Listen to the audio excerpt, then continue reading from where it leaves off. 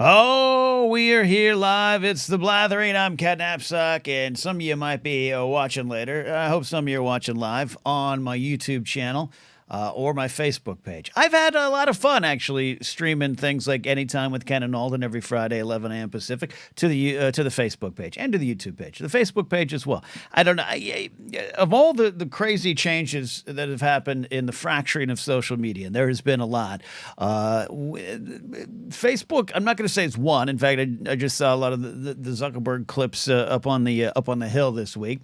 It's not going great for him, and I'm okay with that. I'm okay with things not going great for Zuckerberg. Facebook's kind of remained. It's just kind of been what it's been. And I actually find myself kind of right now going back to a little bit more than I used to. Social media is dead everywhere in terms of what it used to be. In fact, getting the word out about stuff. You might be watching live or might be listening later, and you're not even sure when this happened. You stumbled onto it. It's hard to get the word out. But Joshua Bernard's here. Paige Turner's There Or Not is live. That, of course, is Brennan Marr. Check out that show. And Mike Fink, my buddy Mike Fink. You write it, and I'll watch it live. So we're back here on the Blathering. The Blathering's been gone for a little bit. The holidays. Yeah, give yourself a break. Whether or not you're super big on the holidays.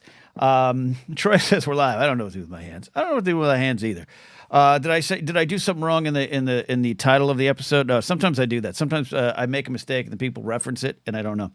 If you lost track of just some things in life during the holiday run, even if you're not like a Christmas head that's hanging tree ornaments and putting little angels on the top of trees or snowmen in your front yard, even if you're just like, it's a crazy time, it's the end of the year, give yourself a break. I've been trying to give myself a break.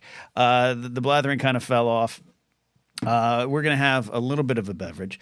And I just wanted to come back and we'll do an AMA. You don't have to, it's a weird thing. I just feel I want to legally cover my bases. Not that I have a lot of things in my life that I think I couldn't say because of legal reasons. We're just doing a apple juice and soda. But I'm here. So if you have anything, I'm going for, could be up to 2 hours, depending on the questions and who's watching live. It could be 30 minutes. And then I'm going to put the episode up on the podcast feed, which I still have to change. I am a hypocrite. I'm an unintentional, tried to be good hypocrite. I've been on Anchor/Spotify for podcasters for a long time. Anchor itself was pretty good. I was really happy with Anchor, especially in the early days when I was on Daily Thrones. And number one, they're paying me to have that show. Not a lot, but it was good. It was good. I'll tell you. You want to know the numbers? I haven't even taken a sip of this. I used to get paid $600 a month. 2 installments of 3. I made that strong. Oh boy. 2 installments of $300. And that was in 2017 money. All right. That went far. To have every day, 31 days, less course of February, every day 10 minutes of content that you had to make on your phone. Well, it's correct. You could upload it to the phone later. It was a little more complicated. And it was a great little bit of supplemental income during my run at Collider. I'd be in corners just whispering into my phone, Game of Thrones is great, and I love it. I just had to hit 10 minutes a day. No matter, I could have done 10 one-minute episodes, 1 10-minute chunk, didn't matter, and I got compensated for it. Then they cut that out, and they were like, we can't afford to do that. We're just trying to drum up interest for Anchor, and then Anchor started to expand and grow, and it became a podcast spot, and it was good. It was good. I liked it. Then I was able to make some money. Force Center was on it. We made some money. Napzok Files made some money. And when I'm talking made some money, I give you, for me, a smaller end podcast, $145 a month, some $400 a month on a crazy good month. And you didn't have ads that you chose. They just were there. It was all baked in. But that slowly started going down. And now it's impossible. You know how much money I made last month? Now, granted, I didn't do a lot of episodes. Let's defend the corporations a little bit there. I did like 2 or 3 episodes of on the Napzok Network. I mean, $18. $18. That can't even get me a depression meal at Del Taco now, unless I want to cut myself short. We got some people coming in here. I'll bring you these questions in a second. So I publicly tweeted to Spotify for Podcasters at the end of last year They're like, what's the one problem you have as a podcaster? I was like, you not paying us, so I can't make a living. I'm out of here. I'm moving my podcast. It's been with you for a long time, and I was going to do that, and I had a spot in mind. I was trying to transfer the feed over to this company, and I'm not talking bad about it because I still want to, and then it just hasn't happened. So I'm a hypocrite, an unintentional hypocrite. Take a sip. Take a sip. All right, let's get to some of the folks here. SMG 311. I hope that is a reference to the band 311. Maybe not. All right, Kat, eating mellow mushroom and thinking of you and Ellis. I love that you're eating mellow mushroom right now. I imagine a smile on your face, SMG. I don't even know what your face looks like, but it's got a smile on it because you're putting mellow mushroom pizza into it. And mellow mushroom pizza, you look at it, you go chain restaurant. There's no way. And look, seek out mom and pops. Seek out the small business owners who are just making slices for you to enjoy from the bottom of their heart. That's a good thing. That's a good thing. But mellow mushroom, especially if you're in the Tempe, Scottsdale, Phoenix area, is the place to be for pizza. And I'm sure someone in Phoenix is like, you got to go to Luigi's, though. Luigi in the corner there. He's in an alley. You knock on a door. Best pizza in the city. Best pie around. I'm sure that's true. But for three comics in town who really we wanted to do comedy, but we really wanted to go to Topgolf, Mellow Mushroom was just a haven. Questions coming in, but first, Matty Gunner defends me. He says, you're not a hypocrite when they've cornered the entire audio distribution market. Pretty much. Anchor/Spotify for podcasters has pretty much cornered the... You're not Mark Maron or Joe Rogan or a comedian from Rogan's stable who has a big podcast or an actor who's podcasting on the side, which I have no problem with, by the way. It just hogs the market a little bit. But yeah, Anchor's the only place to go. Jake Acavetta checking in. Jake Acavetta, one of the nicest guys I've met in person. And that's saying a lot because I've met Matty Gunner. Mellow Mushroom is fire, but Bianco is the best in Arizona. All right, see, next time I'm in Arizona, I'll seek this out. Ray Laserbolt is here. I almost said Razorbolt, which is his cousin. Now that good blathering. We're here. Thanks for joining. If you're watching live, you can support the show by giving super chats. I've determined that if someone super chats me a question, and even if I can't provide an answer, like they can't answer that, I'll acknowledge it and maybe talk around it. That's my deal with you. But you don't have to be. This isn't a super chat fest. If you want to hang out and ask me questions, that's what you can do. Joey Bean says, yes, I have a question. Why does my wife leave the door open just now when she's sitting on the toilet? I don't get it. Joey Beans, and Joey, shout out to Joey, who, shockingly, I don't believe I've ever met in person. And Joey, the next time I'm in your kingdom, we gotta figure this out. Joey Beans goes back to the early days of Schmoes, back when we were following people on Twitter and they were following us, and it was like we made friendships. You know, we actually formed bonds. Now, like this Matty Gunner guy, I don't even know who the hell he is. He just shows up here every now and then, claims he has a top of the morning accent, and I don't know what's going on. Joey Beans, he goes back away. Your wife leaves the door open because, number one, there's a sense of trust. Let's look at the positive side of this. There's a sense of trust. She knows that you're not going to take advantage of that door being open. And I don't mean that in nefarious ways, but you're not going to pull a prank on her. You're not going to come back, take a picture, put it up on Snapchat. You're not going to do anything like that. She trusts you. That's the positive side, Joey. And I forget how long you've been married. I mean, it's got to be a couple decades now. I could see with the fear in your eyes. But the other side of it, the negative side, and what you maybe have to watch out for, Joey, is you, and I'm trying to say it in a nice way, you have been too nice of a partner. You've been too emotionally open. Got to get my deep breaths here for this emotional content. You've been too emotionally open, and there's an intimacy there that isn't natural, that it's not to the benefit of the sexiness of the relationship. So there's nothing you could do about it, Joey. Because if you walk up and say, hey, do you mind closing the door? Or if you just reach in and close it, you're down for 3 days, 4 days. You don't have a happy home.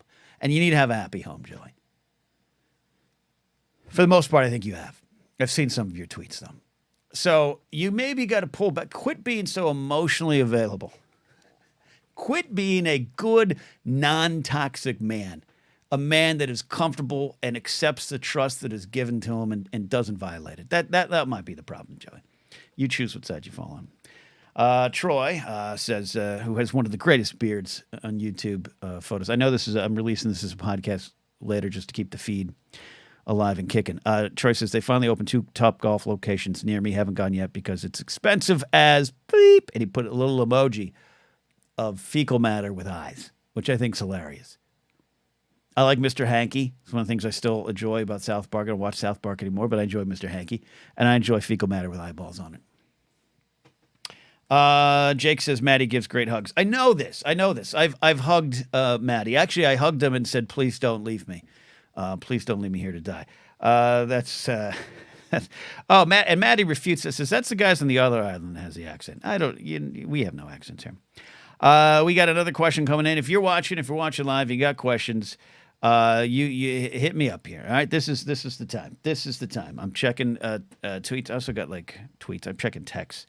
I got a family thing going on today too. Oh my God. It's been one of those times. Deep breath. Kyle Harlow, who I have met. Kyle Harlow. I have met Kyle Harlow. All right. Sorry. All right. Sorry. Okay. Good. It's a sensitive family matter going on. Hey, what'd you do the other night? I tuned into Ken Napzok. He actually was live on his channel. He just answered texts from his mom. That's all he did. Kyle Harlow, who I've met at a bar in Chicago, says, well, Ken, what happened to the Bud Bowl? It needs to come back and involve Bud Light Seltzer as an expansion team. Kyle, this is a great question. In an episode that's going to come out next week on Force Center, we went into Super Bowl commercials, and I'm going to say Super Bowl. And the NFL wants to come after me and shut down this stream. I'm not a rich man. Take the dust from my wallet. I don't care, NFL.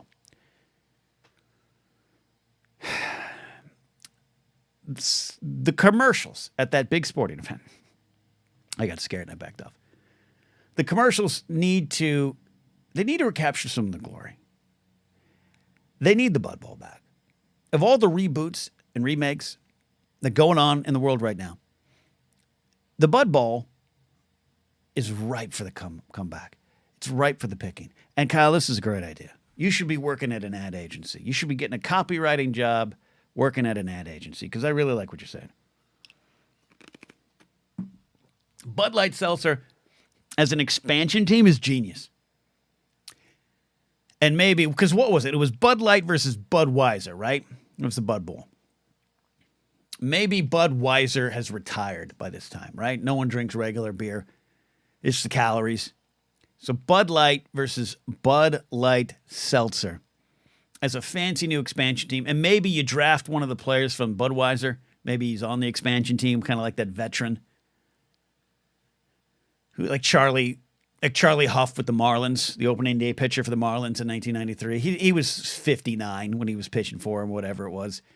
I think I'm a couple years older than Charlie Huff was now when he was pitching for the Marlins in 93, which is scary.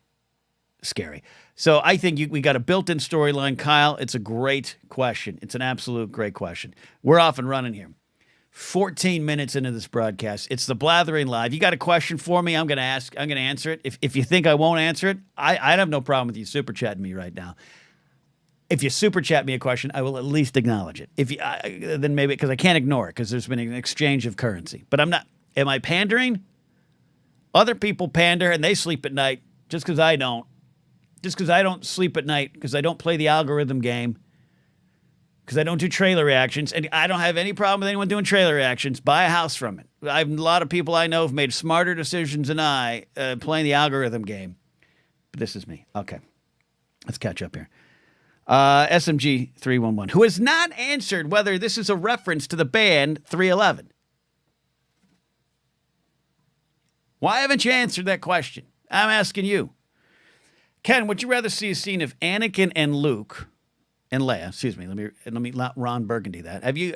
Would you rather see a scene of Anakin and Luke and Leia, or Anakin and Ahsoka like we got? Why haven't we gotten to see with him and his children? It seems like a missed op. Well, look, here's I don't look at Star Wars as missed ops. I just look as we haven't got to things yet. There might be reasons we don't, and always look to the future. There's always something to happen. I loved the one with Anakin and Ahsoka. I had some up and downs with the Ahsoka series, but that was one of my big ups. And I think it was some of Hayden's finest work, not just as Anakin, but his finest work in his career. And Jumpers is what it is.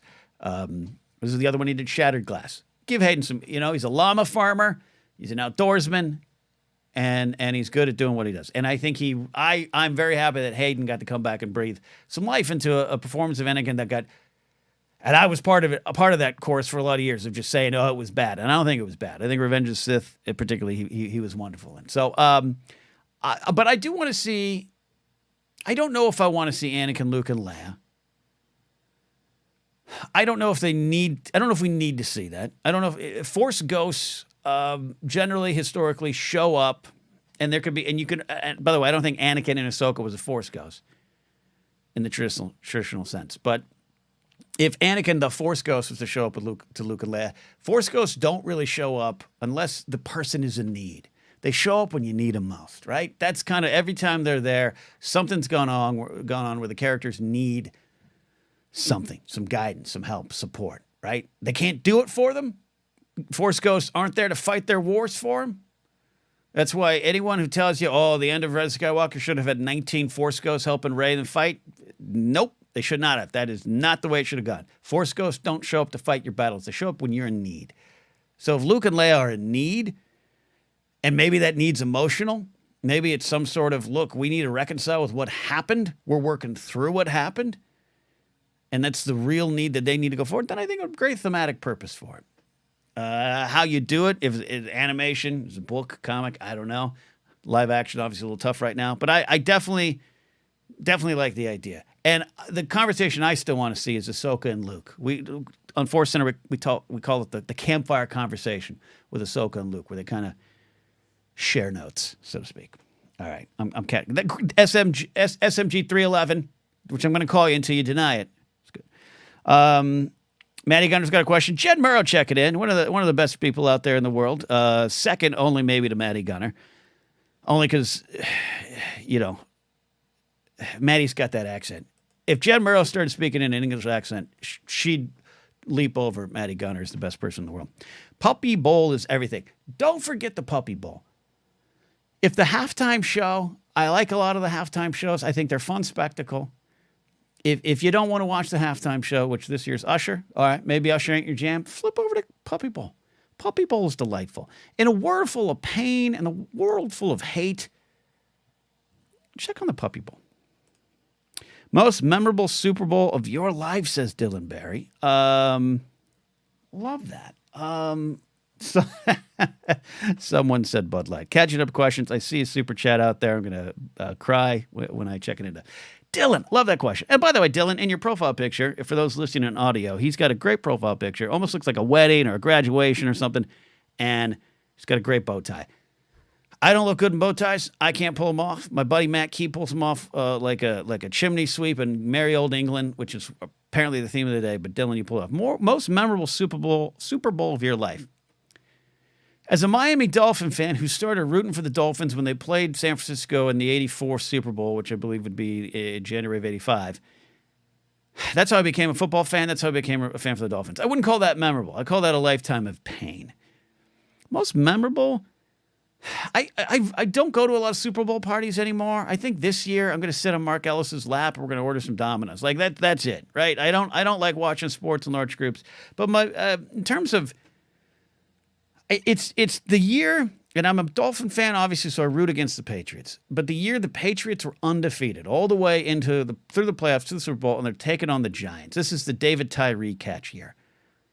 I was watching it. I was at a big Super Bowl party. Big Super Bowl party at a tiny apartment in Brentwood. And it was a bunch of comics. It was my friend who was a comic who was from Boston, who was one of those annoying Patriot fans and Red Sox fans. And one of my good friends, well, two of my good friends, Harloff, our other good buddy, Tom Connolly, Giants fans. And we were there. Harloff might have been in and out, but Connolly and I were in one. And so the host of the party was so serious about it, he was upset that we were there as Giants fans. And if you're rooting for the Giants, you got to go in the side room. So we were squished into a side room. And that catch from Tyree, that catch and that victory. And my friend Tom, his father had passed away, lifelong Giants fan, and he had a picture of his father with him. And no one expected him to beat the Patriots. And that was one of the times where sports really just, it becomes more than just what's on the field. The celebration in that little tiny room was so good that one of my other friend's wives suffered a broken rib when all of us fell on her. I'm not saying that's a good thing, but that's how wild it got. And then the host of the party actually got mad and wanted to kick us all out. Memorable for a lot of reasons. So I'll go with that one, Dylan. And the next memorable one will be when Tua, Tyreek, and Raheem, and Devon, and the Miami Dolphins get back to the Super Bowl and win. That will be the one. That will be the one.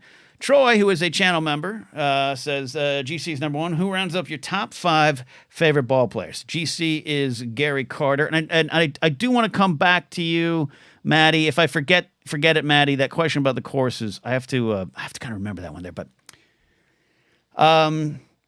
Gary Carter, we're putting at number 1.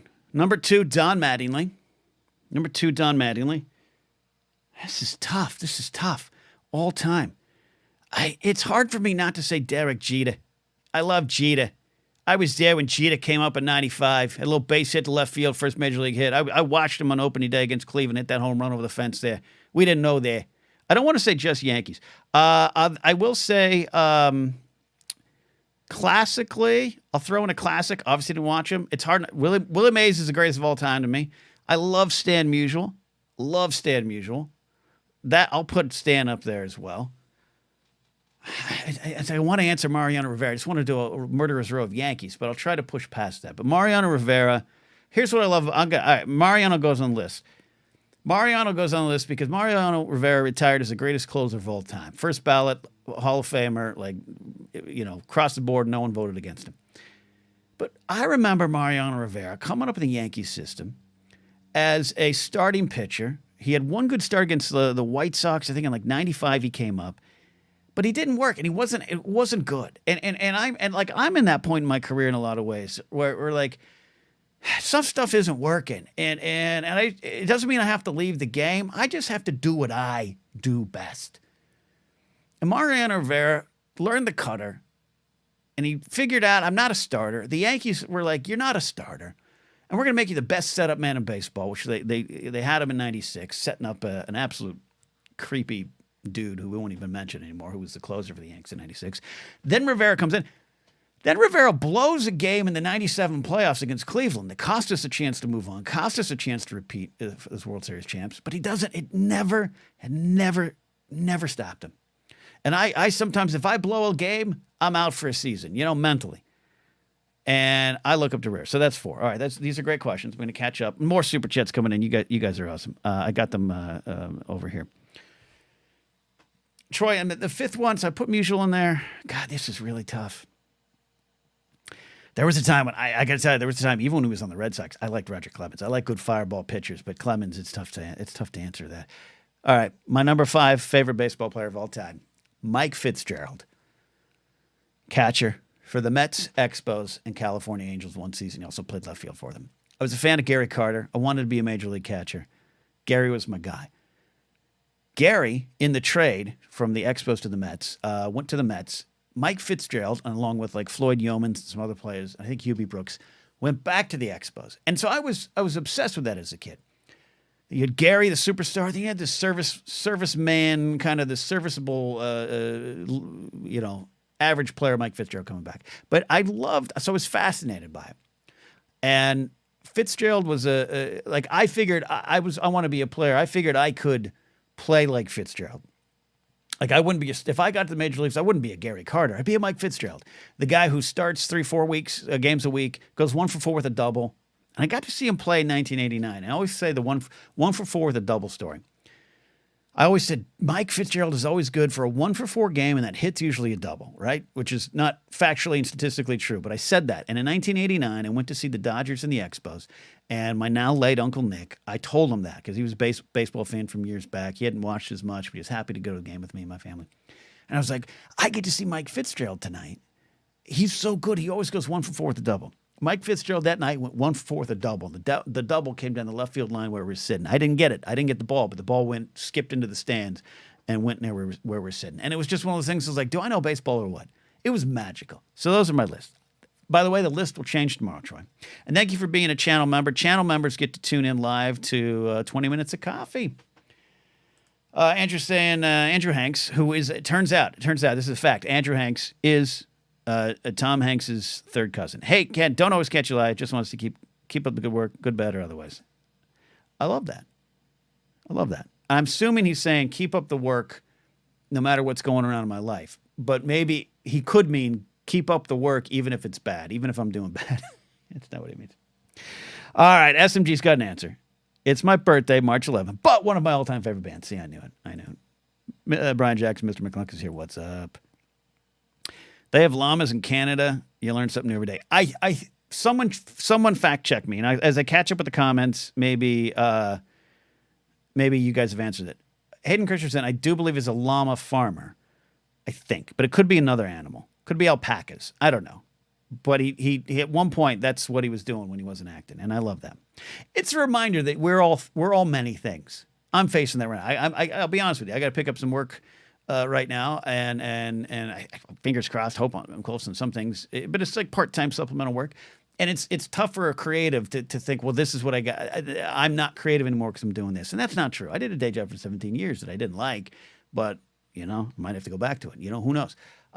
It's a reminder. And look where Hayden is now. He got back to where he wanted to be.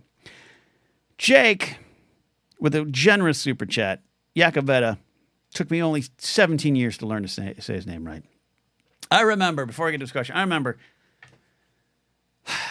was I think an Inside Schmodown. We went to the Collider Studios on the weekend. We used to record those like 8 a.m. We'd start doing Inside Schmodowns at 8 a.m. We'd do like 3 or 4. Then the Schmodown day would start. So it would be a long day. Woe is us, right?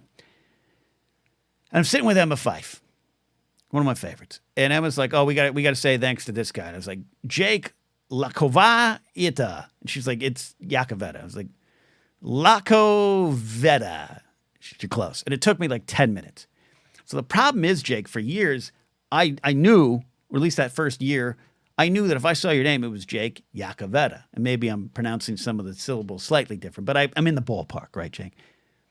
But sometimes it happens a lot. I did this as a stand-up host. If I think your name, if I see like my pal, Jennifer Muro, if I saw her name and in my head I think Jennifer Murray, and she's like, oh no, it's Jennifer Muro. I go up on stage and I got that voice in my head that's saying, it's not Jennifer Murray. It's Jennifer Muro. And here's Jennifer. Like that's what happens in my it's a dumb brain in here. So Jake, I want to explain that. You didn't ask that. So Jake says, okay, I basically drank half the alcohol in Panama City Beach this past weekend with 3 friends, and our dumb selves got matching tattoos of a shot glass. How long till I need to cover that up? Where is the tat, Jake? And I'll try to catch up with that here. Let me roll down here and try to catch up with that. You guys have got some great. You guys are great with some of these stuff. I don't think. Look, I'm just gonna assume it's on your forearm, Jake. I'll scroll down. It's on my calf. He says it's on my calf. Okay. Look, how are you walking around? Look, first of all, Jake, if you own cargo shorts, you get rid of them now. You burn them, you throw them at an enemy of yours, you donate them to charity, you get rid of the cargo shorts, all right? But if you got to wear them in the privacy of your own compound. Don't make us have to look at that. Though they're the most versatile short around. I don't think you got to cover it up. Now you got a story here. Look at this story. I'm coming up on 48 years of walking this planet. All right, so I'm 46 of walking this planet. Or maybe, unless I was a late bloomer, 41. I I've never had a story like this. 3 of your friends and yourself drank half the alcohol in Panama City Beach, Florida, which is hard to do because they stock up. They know what's coming for it, that city. In the middle of all that, you got matching tattoos of a shot glass. Look, it wasn't like a devil's face. It wasn't a penis. It wasn't a devil face with a penis. YouTube. I hope YouTube doesn't demonetize my stream now because I said the devil. I don't think you got to cover it up, Jake. I don't think you got to cover it up. In fact, you know what? I reversed my decision. Go out to Walmart, buy a pair of cargo shorts. That's what I think. You don't have to cover up nothing. You don't got to cover up nothing, is what I say. Catching up with comments here. Aaron Hatch is here. Hello, Ken. Hope your day is good. Hope you're doing okay also. I'm looking for hope. I'm reaching for hope. And I believe there's hope. That's what I'll say. Jack Hull says, evening. Non-Star Wars question for you. Topish 3 female musicians solo of a member of a band that should be more well known than they are now. Love this. Love this. First I go to Kath Myers. Kath Myers is one of my favorite songwriters of all time. I got to see her live. I've seen her live twice. Play her on pop rock and radio a lot. Kath Myers, for a while, she went as like Kat Myers. She had like a band behind her. She's changed Kath Myers. Kath Myers. She has such honest, heartfelt, open lyrics. They're also a bit of a story. They tell a story. And I had a chance to say, I had a few rum and cokes in me. I told her the last time I sat at the lodge room, I ran up to her and said, look, you got like Tom Waits and Paul Simon kind of songwriting, but it is all through you, and it's all through your perspective. And don't stop. She's one of my favorite songwriters. Look up Kath Myers. Singer, songwriter with a rock lean is what I'll say. Beyond that, my other favorite, and pop rockers, you know this a lot. I say this name a lot. And I've not had the chance to see her perform live yet. And we have some kind of mutual friends. Jesse Peo of the band Pom Poms. And Jesse is a multi-genre talent. She kind of started coming up. She kind of like I don't want to mis-genreify it, but like an urban dance hip hop vibe. She was part of a duo. She kind of hit the scene there in the mid 2000s. I only discovered her in like 3-4 years ago now. 3 years ago. She did very successful with that. And then also great songwriter, great guitar player. She's also done folk and folk rock and folk pop. She got into little country singer-songwriter stuff. She then in 2017 released music with this band Pom Poms, which it's essentially her. It's her. It's a persona. It's like a rock persona of her, but it's her to the core. And there's other people involved, and we'll go on there. But not only just that 2017 album, you all should check it out. Like there's a song "Red Lips," great, sexy rock song. Got new music out. Great song out called Galaxy. And she's a great follow on Instagram, too. Very funny, witty, very much herself, very much an artist, dancer, quirky sense of humor. It's all good. She's a one-stop package of just entertainment. And she's got, people know her. Just like people know Kath Myers. But they, in this modern world, they can't break through. They can't break through. Because the old standards are gone. Radio, gone. It's still around, but not in the way it used to be. You can't get the word out. You got to go viral on TikTok, and even that's not going to guarantee. Spotify's looking for certain things. They're going to push you only if you do X, Y, and Z. Only if you feed the algorithm and feed the math. So it's hard, man. And live shows, you know, it's not easy for everyone just to go out and tour. So check out those. And then I talk about them a lot there too. I'll say Child Seat. Child Seat is this band, and Madeline Matthews, who used to have a solo project called Mod. She is, as I said before, she on Pop Rock Radio, she's a goddamn rock star. She is a goddamn rock star. And she is full of life, full of energy. I saw them at the Moroccan Lounge, and they got a bunch of new music out now. Saw them at the Moroccan Lounge, opened up for Living More, another great band. And they had only been a band for a little bit. They've been all other projects and everything like that. I was blown away. She's a goddamn rock star. Great question, Jack. Love that there. Will McLean's here, just getting up, back from seeing Argyle. What are we talking about? Well, we're talking about you seeing Argyle, Will. You guys are catching up. Let's see. The Bears at 85 is an awesome Super Bowl, especially if you don't like the Patriots. Hey, speaking of pop rock and radio, Trey T with a super generous. I got to say this, Trey T. This is super generous super chat because I know you need the money to build more fences up there in Portland. Pop rock and radio syndication question mark. Congrats, man. More details. Yeah. Oh. A little burping coming in. Trey T, thank you for bringing it up. Pop Rock and Radio, the music I do most Saturday nights live, but you can get all the episodes on demand at mixcloud.com/pop rock and radio. There's no G on rockin' because it's rockin'. We're rockin'. The links are down below. It's an old style radio show. Is radio dead? Yeah, but it shouldn't be. And I'm going to fight for it to the bitter end. I had the chance through the program directors. As a lot of you know, I'm on an oldies radio station in Newcastle, Pennsylvania, every Saturday morning, even though I'm in Burbank. Every Saturday morning, I'm on the radio in Newcastle, Pennsylvania, on a radio station, 107.5 FM, Hall of Fame Music Radio. And the program director is a great guy named Doug Lazon. He's an old radio veteran. And he loves what I do in pop rock and radio. And he loves having me on his station. And I love being there. It's a one shift a week. It's a volunteer thing for me. But I love doing it. And so he's been hammering me for a year, like, hey, we can get the show syndicated. Now, again, I'm being honest and open about finances and money. I get you make zero. When I say $0, I mean $0.00 syndicating radio shows these days. Radio is not what it used to be. But doesn't mean you can't get people to listen. Doesn't mean people can't hear, and doesn't mean you can't get them to maybe hopefully some of the other things you do where you can generate some capital for your future endeavors. So Pop Rock and Radio starting very soon. Will be syndicated on it right now. At least just 2 radio stations. We're hoping it will grow. One of them will be new Hall of Fame Music Radio in Newcastle. Another one I'm not sure of yet. Doug's kind of handling that. He's executive producing the show. It's going to be 53-minute episodes. I'm going to make them available to everyone on Mixcloud, and I'm going to make them available to anyone on my Patreon page. You're just going to upload them there, so you don't, even if you're not in the town where that radio station is, you'll get to hear the show.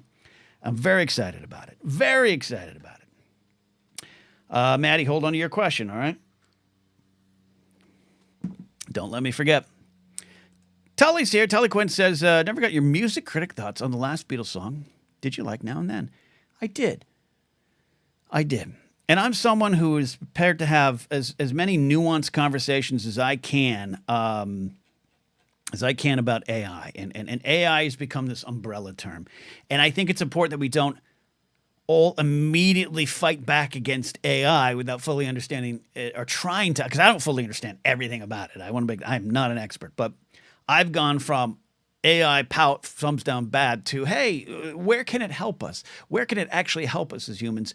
And there's always going to be some controversial things around it. And we hope that the corporations and the people in power don't get a hold of it and never give it up. And don't turn themselves into elite versions of themselves physically and mentally, where we're all out here as the serfs and the waste, right?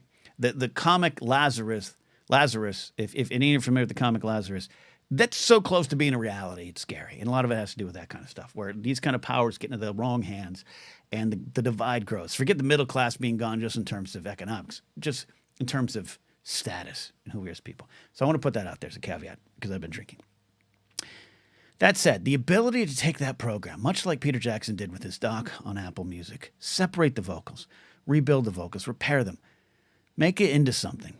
I like Free as a Bird. I like Real Love. I wish we were able to do that with those songs. I thought it was really good. I thought it was powerful. It's a simple little tune. Lennon probably was like, I don't want anyone to hear this. It's me just pounding out a ditty as I'm baking bread at home in the Dakota. But it's something special now. And I think for me, it is the most groundbreaking song lyrically or musically for the Beatles. No, but I didn't need it to be. It moved a lot of people. It was a song that wasn't just, hey, let's swim in nostalgia. It was a song that was, so many of us as Beatle fans have lived through all of this, and we have a chance to maybe kind of say goodbye in our own way. Paul and Ringo, with the help of the estates of Lennon and Harrison, get to kind of have a final say. And could more stuff pop out? Yeah, McCartney's still going, Ringo's still going. Yeah, I have no problem. It's like pro wrestling. I don't need, if a pro wrestler retires and comes back, so be it. If we get another Beatles song, so be it. But if Now and Then is the final chapter, I thought it was sweet, and sometimes we need to not overlook sweet. So there you go. Going to the baseball question. Eddie Murray's number one for Mike Fink. Eddie Murray, you and Mark Ellis should chat. He also said, not sure if I go deeper, but also love Fred Lynn. Fred Lynn, Rookie of the Year and MVP in the American League in 1975 for the Boston Red Sox, does go on to play, with the Angels, right? But the Orioles and the Padres. Love that there. Good answer. Aaron Hatcher says, I do like Kansas City because it's the closest one of the, it's like the closest or one of the closest NFL teams to my state. But I wish the Lions were playing against Kansas City, but I love rooting for the Lions. I was all in on the Lions. I adopted them. After the Dolphins got knocked out. And as I said on 20 Minutes of Coffee, I was prepared to eat a large Detroit-style pizza if they got to the Super Bowl. Not won the Super Bowl, just got to it. Didn't happen. So I'm going to have to eat that Detroit-style pizza on my own. Aaron Hatcher says here, thanks for those joining, hanging out with me here. I'll catch up with the comments. I got some coming in there. Aaron Hatcher says, speaking of baseball, did you see that some people destroyed one of Jackie Robinson statues? Shake my head. I'm sure it was some POS racist that's mad about Civil War statues being taken out. Yeah, I did see the story in Wichita, and Major League Baseball and all the teams have already agreed to replace the statue. It is what it is. Yeah, we live in a pretty dark world at times, and Jackie Robinson is someone who should always be celebrated. You should always talk about that situation. When you talk about Jackie Robinson, talk about there's two things to talk about in my mind as a baseball fan. Talk about him, the man, and his accomplishments and what he did and the barriers he broke. But then also talk about why and analyze, and you can't fix and you cannot go back. And I'm never asking anyone to go back in history and change it. I always want people to acknowledge the whole picture of history. There are barriers in place, and we need to always remember that and not have that affect every step we take going on, that it needs to be in every conversation. But just the celebration should also come with a realization of the entire picture of the history in that moment, and Jackie represents all that to me. Going back to baseball questions, Troy says, had to look up Mike Fitzgerald. Phew, what a deep cut. There was two Mike Fitzgeralds. One showed up in like 1990. Alpacas and llamas are basically the same effing thing. It's probably true. We're talking about what farm did Hayden Christensen have? Dagobah Shorts is here. Hello, Dagobah Shorts. I know that's probably a reference to like shorts on YouTube that are of Dagobah or from Dagobah or just about Star Wars. But I like the idea that we start a brand called Dagobah Shorts. And they're just those little cutoffs that Yoda had on. I'll give it to y'all. Make money off my idea. Hey, Ken, if you could live on one planet from Star Wars, which one would it be? I love this question because it does change all the time. It does. And I never remember my most recent answer to this. Bright Tree Village on Endor is, I'm not a camper, but I could go there for a little bit. But I think in the end, that might be a weekend, like going to Big Bear or something. We're like, this is great, but I'm ready to leave. Naboo, it's beautiful. So Naboo seems like a good society. Other, the Nubian people, the way they treated the Gungans, we should analyze that as well. But I'll go there. I think that's a good spot. But you know what? Maybe it changes all the time, man. It changes all the time. Sorgan, I was rewatching Mandalorian Season 1. There's some times where I'm in my life right now, I sometimes just want to run and go to Sorgan and just pick up those blue fish from the lake and hope pirates don't get me and don't talk to anyone. I kind of like that idea. Was it Arvala? Was it Arvala 7 is where Mando and Grogu settled for right now? Could go there, get a plot of land, be a landed gentry. I'd be okay with that. But I think my official answer, as of right now, I'm feeling a little bit of a Canto bite. But I'm not one of the elite. I'm not rich. So if I could get a job at Canto Bight, maybe work in security, Canto Bight Police Force, but I'd be one of the nice ones. Or maybe I'm a scoundrel. Maybe I'm DJ. Seems like a tough place to live, but maybe if I'm trying to make a little extra credits, that might be my spot. The answer will change tomorrow. Dylan says, is there some sort of Super Bowl bet you can make that is equivalent to the Detroit bet? Maybe Kansas City barbecue tray or something San Francisco related? I'm not rooting against any of those teams, Dylan. I don't have a vested interest. I had a vested interest in Detroit winning. I wanted Eminem to be happy in his life for once, but also Lauren Romo and Laserbolt videos, too, my cherished listeners here. I'll think about that. Let's come back to that one there. All right. Oof, whew. We're good. Jake, you know me enough to know I would never wear cargo shorts. I don't know, Jake. You're drinking all the alcohol. Kate is here. Kate Von D. Hey, Kate, good to see you. Hope your years go aggressive far. You know what? I'm going to be honest with you.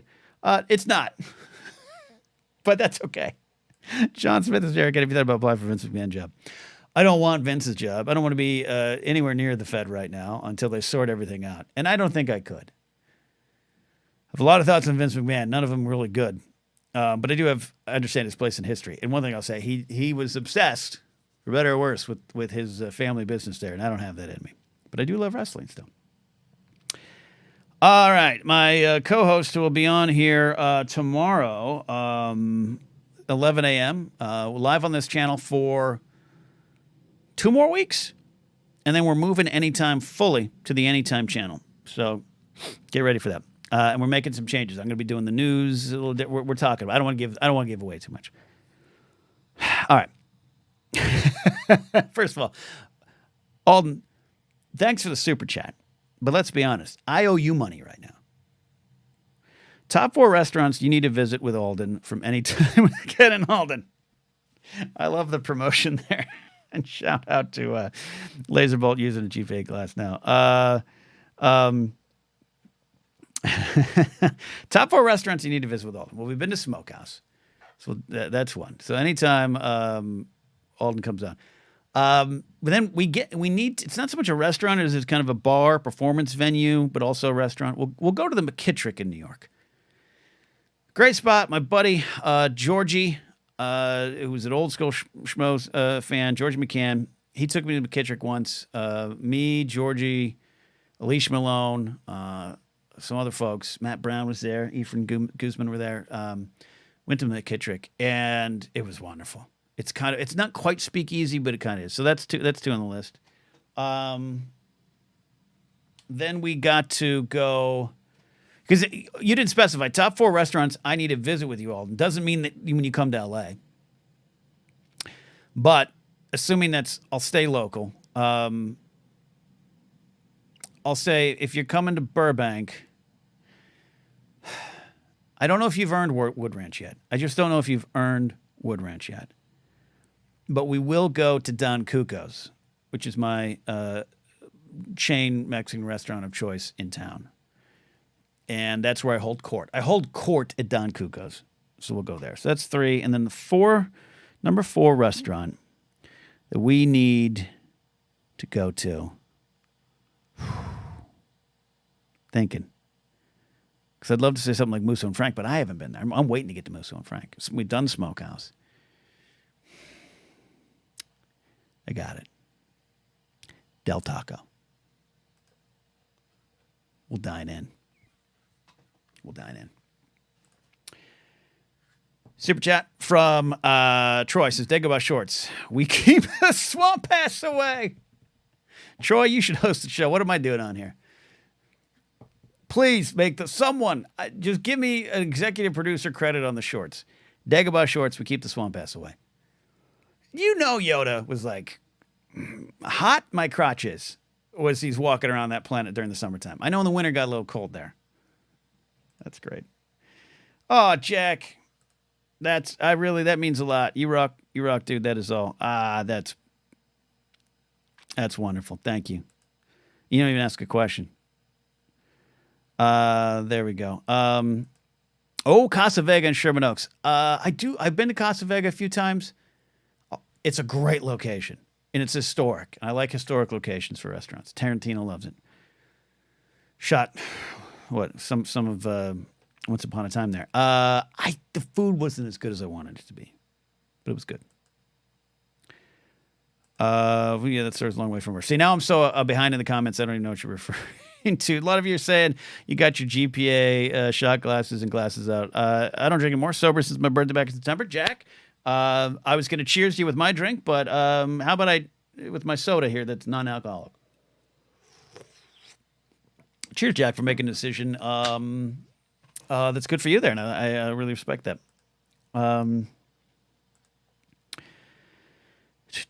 Okay, catching up here. I see it here. If I missed something, feel free to ask again. Like Maddie Gunner is probably asleep. All right, I'll try to answer. Maddie Gunner said, "What are my top favorite 3 courses of all time?" And holy crap, that's a tough one because you're asking me to have instant recall. I'll say the chorus from Bowie's Changes. I'll say Live Forever. But Wonderwall. Live Forever. I sing along and lose my voice to Live Forever more than Wonderwall, and I love Wonderwall. So I'll say that.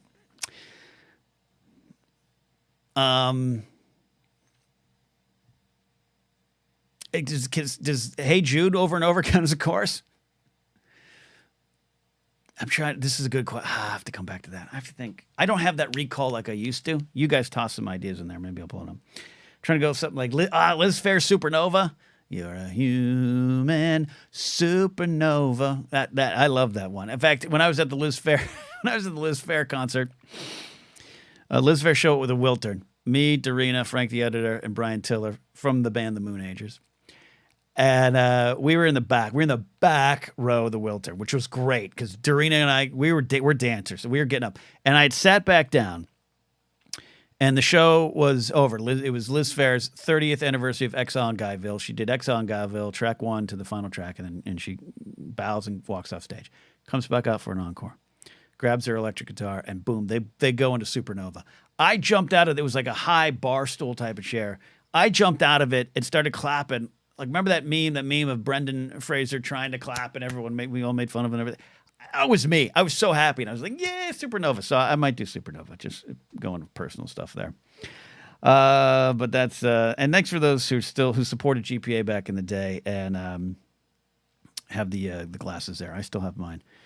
Yeah, I saw, Alden says, I don't think I've earned Wood Ranch. Sounds too mythic. You haven't. Yeah, I'm just going to be blunt. You haven't earned Wood Ranch. You haven't earned chain barbecue food in Burbank.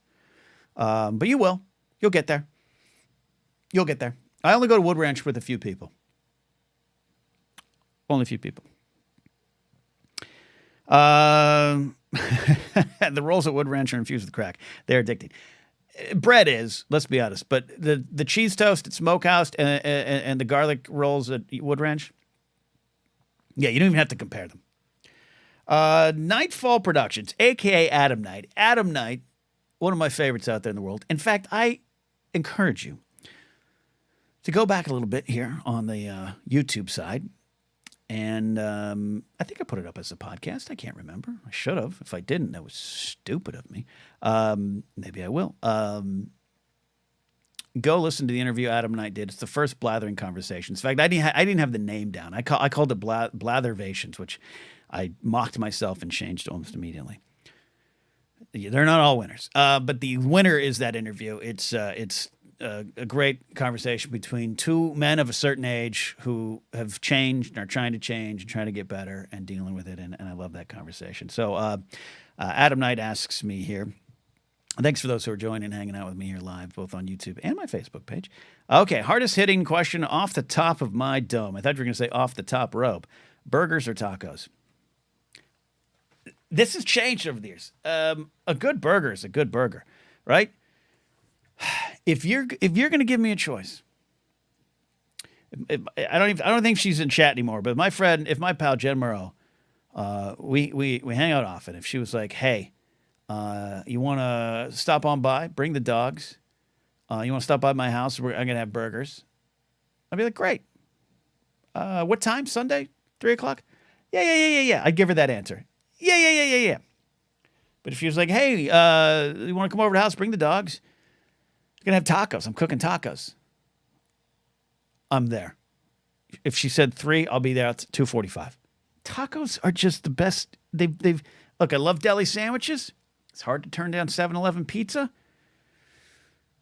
If I'm in New York and I don't have a hot dog from some random cart, I'm upset. I now can add crepes. A ham and cheese crepe I had in Paris this past year was one of my favorite meal experiences of all time. All time. But if you're offering me tacos, I'm there. Our friend Dorina, check out her show, DJ Bruja Radio. I say that like a white man, but she knows it. She laughs every time I do it. Dorina's got a great radio show on Mixcloud, DJ Bruja Radio. Check it out. Check out her YouTube channel. She organizes taco crawls, which is hard to get everyone in LA on the same page in a friend group. We've had some epic taco crawls, and I miss those. Maybe we'll get back to those. All right. Cali Kid with a very generous super chat, and I appreciate that, Cali Kid, who's actually, as it turns out, is from Ohio. No, I'm kidding. Where do you think Star Wars Celebration will be after Japan?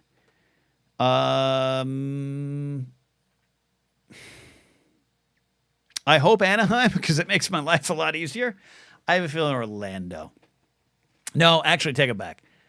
I don't, until like DeSantis is out of office and long gone, I don't think anyone from that company is going to go out of their way to bring business. They're still there. I get it. I know. And the lawsuit was dismissed. One of the parts of it, I think, was dismissed the other day. Whatever.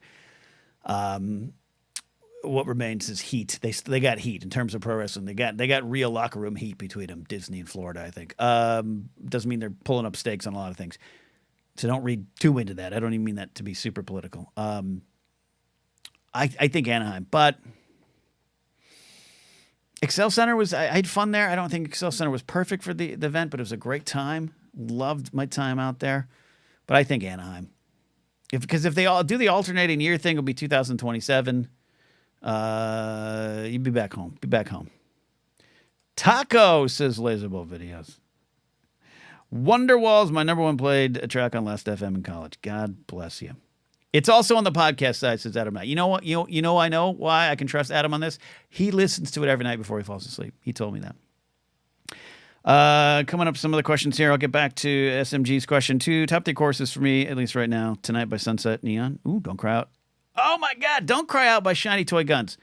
All Around the World or Myth of Fingerprints by Paul Simon. These are great answers, Jack. I'm not too super familiar with Tonight by Sunset Neon. I'm gonna look up that one. I look up that one. I love Paul Simon. All Around the World or Myth of Fingerprints. God, that's a great song. That's a great answer. And Don't Cry Out by Shiny Toy Guns is a great song. It means a lot to me personally. I won't go into the details. It's from about 2009-ish range. It's a great tune. That's a good pull. Good pull, Jack. Love that. Love that there. SMG, all right. You asked this a couple times, and normally I would say this is a super chat, really, but I teased you about your name. How come you and Harloff haven't done any content in a while? I haven't talked to him in a while. Love the guy. We have a long history going back to 2003 or 4 range. Life just sometimes takes you in different directions. I want to be clear, he has invited me to come on his shows. He wants me to debate aliens with him, and I just don't want to. I think it's a very political conversation, and I have become very left-leaning progressive in my advancing years where I used to not be. I'm not saying he's not on the opposite side or anything like that, but I just think he likes to do non-political kind of content, and I think the discussions of UAPs and UFOs and the wasting of our government money on that stuff and the grifters who have sold this lie and the defense contractor adjacent folks who are peddling this stuff to representatives, Congress people who believe that UFOs are demons and that Skinwalker Ranch is real. And by the way, I never miss an episode of Skinwalker Ranch on Discovery. I never do. I have no problem loving this stuff, and I have no problem if aliens come down. He has invited me on a few times. I want to be clear and open. I don't want to have the conversation that isn't about people like Matt Gaetz, Anna Paulina Luna, Tim Burchett, and any other politician who would use this to stoke fears of the government and the government and the deep state, and they're hiding things from you. You can't trust them. You can't trust election results, and you can't trust their investigations into my sex trafficking. I think that's a lot of what's going on, and that a bunch of grifters the Naps and the Corbells and the Christopher Mellons of the world and the Jay Strattons of the world, all those folks, Leslie Kane and all those people who was it Blumenthal, all those folks. I do believe they're grifters. And I think they believe some of the stuff, but you can't prove any of the stuff. And I think it's all wrapped up. So that's part of the reason we're just not in the same place content-wise. And so there's no, it doesn't fit for me. If at some point in the future we sit down together and have a fun stream where we're laughing about silly things, that's definitely possible. But he's doing stuff wonderful on his own. Always proud of what he's pulled off for years. Schmodown was something I loved doing. I had a love-hate relationship with the Schmodown in terms of behind-the-scenes stuff, to be honest, but I love doing it. And I was back. He called me up. I was in my car when he called me up and invited me back to do the ring announcing, kind of backup announcing for that final season of Schmodown. And I was all in because it was. I thought it had all the potential in the world to be the thing that really livened it up and kept it going. It didn't work out that way. A lot of reasons. That it just, some just natural, some bad, some good. Just didn't happen. So there's no heat. And maybe one day. I just right now our content, if you will, doesn't align up. Is my answer there. Jen Merrow says, heck yeah, burgers. I love catching up the comments. I need a content moderator here. Bradley says, Ken, you're a nice guy. How about Blue? I like both, but Blur is my flavor. You're talking about how about Blur? I do like Blur. What's that song? I love, well, song 2 is great. Love's the Tender. Tender is the love. Love that song. 7-minute song. Used to put that on a lot of mixed CDs back in the day. I did buy back in the day. I did buy into the Oasis versus Blur hype, and Oasis is music for Saturday night. Blur is music for Sunday morning. And I'm a Saturday night guy, which is funny because I was not. I was a shut-in during the years that I fell in love with Oasis. Jen Merrow catching up with us is noted. So if Jen wants me to come over to the house, it's tacos, not burgers. Though recently, I was at Jen's house and we did have each had hamburgers. We didn't share a hamburger. We each had hamburgers. Seattle Dog, Brian Jackson. Oh, I've had a lot of good. There was a great pizza place in that. Miss those crawls. SMG says, didn't mean for me to load a question. Both kept my love of Star Wars alive. Love you both, although I don't know the dynamic. Both of you great soon. Thanks for addressing. Oh, yeah, no. Look, I'm happy to answer it. I don't want to. If I didn't address it, it'd be like it suddenly turned into some sort of, someone would clip this out and be kind of internet drama. That's not the case. I have been asked back on. I have said no. Number one, it's about 2 hours in traffic to get to a studio. All right. He wouldn't come this way and I wouldn't go that way. But if Harloff and I run into each other, like flappers, if we run into each other, it's all good. It's all good times. A lot of history there. Love that there. All right. Laserbolt says, I realize I poured this and I haven't taken a sip. Laserbolt says, will there be a Star Wars Celebration Vegas? I don't think so. It's possible. It's possible. The problem, I've been to a few conventions in Vegas. I think the dynamic of Vegas has changed. You got the Grand Prix stuff. You got the Super Bowl. You got sports teams. You're going to feel sorry for our buddy Ikaika from the GPA days. The A's are going to be over there soon for baseball. It's not a great convention spot for those kind of conventions. It's good for the national meetup of hammer manufacturers. It's good for business conferences. I've been to some, I went to Wizard World Las Vegas. It wasn't good. There's just so much going on in that city at all times. It's hard to draw just people out unless it's big, I think, Grand Prix, Super Bowl. It's a little spread out. But this is the Comic-Con, San Diego Comic-Con versus other conventions things. Most other conventions, even New York Comic-Con, which I think regularly outdraws San Diego Comic-Con, even that is in one place. It's at the Javits Center. You're at the Javits Center. The moment you cross the street, the convention kind of is done. You'll see people straggling along to get to it, but it's done. San Diego, the greatest thing about San Diego, every year I tell myself, I'm not going down to Comic-Con this year. Every year I say I'm not doing Comic-Con this year. And I actually haven't attended the con in several years in terms of had a pass, went in, I think pre-pandemic. But I have gone down the last 3 years. Number one, Mark Ellis and Friends Comedy Show at the American Comedy Company is always the thing we got going on. Go down there. but I can't miss the partying. And I'm not a partier, but I'm like, you know how Pat Garrett describes Billy the Kid in Young Guns 2? Of course you do. Of course you do. He's a coy dog. He needs attention. He needs attention. That's where I go with that. I'm a shut-in. I'm a loner sometimes. I like to be quiet. I like one-on-one conversations with friends. And then every once in a while, I need to go drink and scream at the moon in San Diego for Comic-Con. And I don't even like a lot of the parties are just I don't even need to go to the parties. Just find a bar. Just find a hotel room. Drink it up in hotel rooms to 3 a.m. with friends. I love that stuff. And San Diego's that. And you can do that in Vegas. But the con comes out of the boundaries. It is not just the convention center. The con is the city. Star Wars Celebration is not necessarily that. Excel Center a little bit because there was a bunch of hotels in the area that Matty Gunner kept hanging out in. We had to kick him out of them. But it felt a little bit more like that community of San Diego. But so was Anaheim. Anaheim's a great example of Star Wars Celebration when it works right.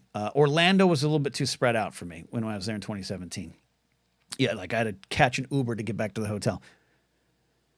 There was no option of walking. In Anaheim, you could walk, and maybe you make the safe choice for an Uber or a Lyft.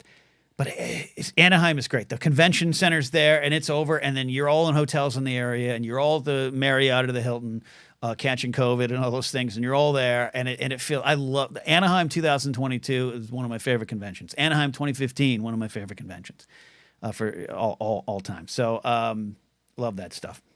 Love the stuff. So, anyways, Vegas would be it's tough stuff for me. Joseph Thompson, you're still working a break, but wanted to pop in. Well, you're here. You're here. I think I caught up. Did I catch up? We're not done yet. We got some questions here. Laura Romo says, Star Wars Chicago at a good spot as far as connecting hotels to actual convention center. Yeah. You know what, Romo, by the way, condolences to you on the Lions. I know you're probably still working through it. I'd still be working through it. I'm still working through the Miami Dolphin loss. And then we lose our defensive coordinator, though. That turns out might be a good thing. Laserbolt follows up with this. The best thing about a convention in Vegas is easy to get through the entire country. That I do agree with. You're not wrong there. It's easier than London, and it's way easier than Tokyo. Jake Yakoveta says, you're going to convince Makuga to finally put out his children's book that I illustrated. I was going to text him right now, but here, I'm going to do this. I'm going to do this picture. Okay. All right, I'm gonna text Yakoveta. I'm gonna text right now. He's probably working. He's probably doing something. Probably raising a kid or something.